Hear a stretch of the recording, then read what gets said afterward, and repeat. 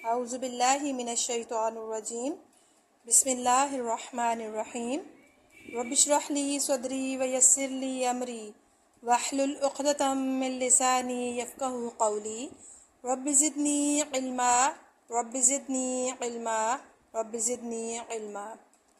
آج ہمارا جو سبق ہے وہ ہے تختی نمبر 3۔ اس کا نام ہے حروف مقطعات، یعنی کٹے ہوئے حروف۔ مقطعات کا مطلب ہے کٹے ہوئے حروف۔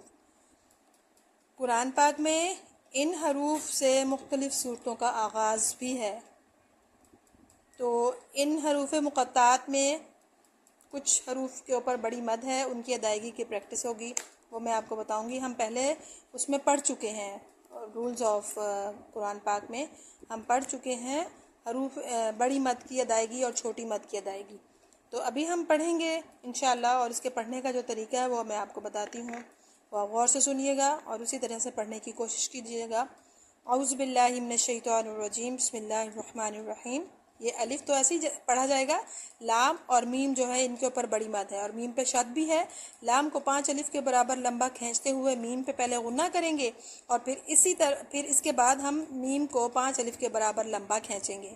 اسی طرح سے اس تختی میں جہاں جہاں میم کے اوپر شد ہوگی، اس سے پہلے والے حرف کو ہم اتنا لمبا کھینچ کے اور میم پہ غنہ کر کے پھر اگلی اس کی ادائیگی کریں گے، اس طرح سے۔ بسم اللہ الرحمن الرحیم۔ الف لام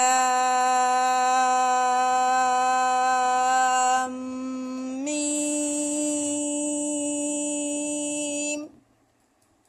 یہ جو ہم نے آواز کو لام کھینچنے کے بعد میم پہ ہم نے کی آواز نکالی ہے نا، یہ ہے اصل میں غنہ۔ پھر اس کے بعد ہم نے بڑی مد کی ادائیگی کی ہے۔ دوبارہ سنیں، الف لام میم،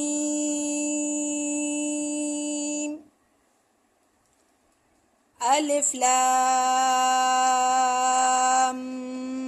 میم صاد، الف لام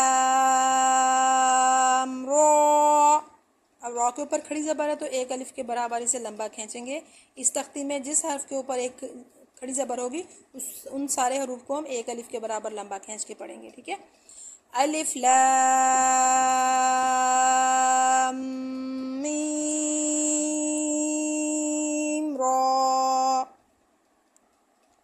اس میں زیادہ حروف ہیں، یہاں پہ سانس تھوڑا لمبا کھینچ کے ہم اپنا پھر یہ شروع کریں گے تاکہ یہ سارے حروف ایک سانس میں ہم پڑھے جائیں۔ کاف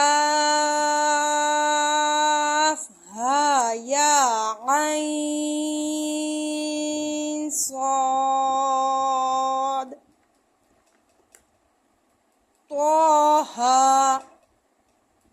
طٰ سین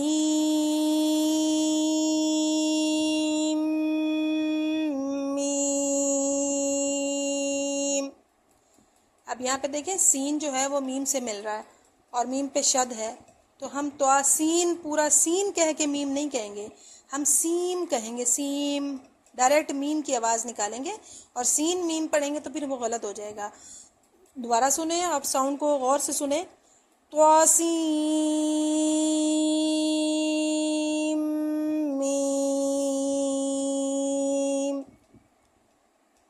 تواسین، یاسین، صاد، حامیم،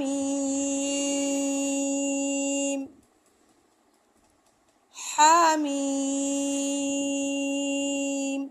عین سین قاف، قاف نون۔ یہ تھی حروف مقطعات، تختی نمبر 3۔ اور اسی طرح سے آپ نے اس کو پڑھنا ہے، اور آپ نے جو بڑی مد کی ادائیگی کی آپ کو سمجھ نہ آئے تو آپ نے جس حرف کے اوپر بڑی مد ہوگی وہ جب آپ پڑھ رہے ہوں گے تو آپ نے اپنی اس مٹھی کو آرام آرام سے یہ 5 انگلیاں کھولنی ہیں، تو یہ اس حرف کی پوری ادائیگی ہو جائے گی۔ تو یہ نہ کم کرنا ہے اور نہ ہی زیادہ کرنا ہے۔ اللہ تعالیٰ ہمیں صحیح معنوں میں قرآن پاک کو صحیح طریقے سے پڑھنے کی توفیق عطا فرمائے۔ السلام علیکم ورحمۃ اللہ۔